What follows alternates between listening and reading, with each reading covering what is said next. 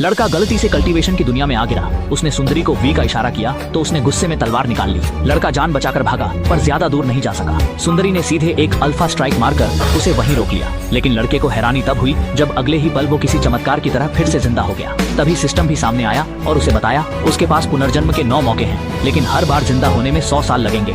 लड़का खुश हुआ कि 100 साल में वो सुंदरी मर चुकी होगी, लेकिन सिस्टम ने चेक करके बताया कि वो अब भी जिंदा है। लड़के का गुस्सा तुरंत 7वें आसमान पर पहुंच गया और वो बदला लेने निकल पड़ा। लेकिन उसने सपने में भी नहीं सोचा था कि 100 साल बाद भी वो उस सुंदरी के सामने टिक नहीं पाएगा। सुंदरी ने उसे बड़ी आसानी से फिर से ढेर कर दिया। लड़का फिर जिंदा हुआ और बार बार जाकर मरने लगा।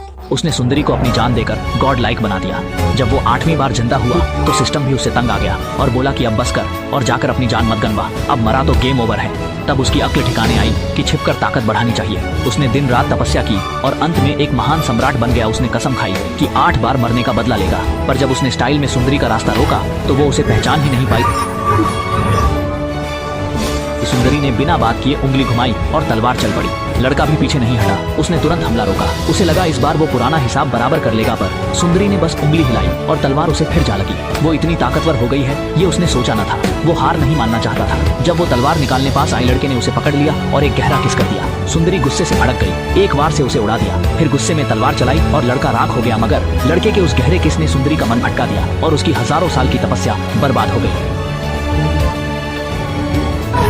फिर सुंदरी भी राख बन गई। चूंकि लड़का पिछले जन्म में महासम्राट था, सिस्टम ने 10,000 साल और अपनी सारी ऊर्जा लगाकर उसे पुनर्जीवित किया। ये उसका आखिरी मौका था और इस जन्म में कांगटियन महाद्वीप पर कोई महासम्राट नहीं बचा है जो लड़के के लिए किस्मत बदलने का सही मौका है। जियांग हांशी वो बदतमीज औरत आखिरकार मर गई। उसे मारने वाली उस सुंदरी की दखलंदाजी के बिना उसने जोश में उठकर कसम खाई, इस बार वो पक्का महासम्राट बनेगा।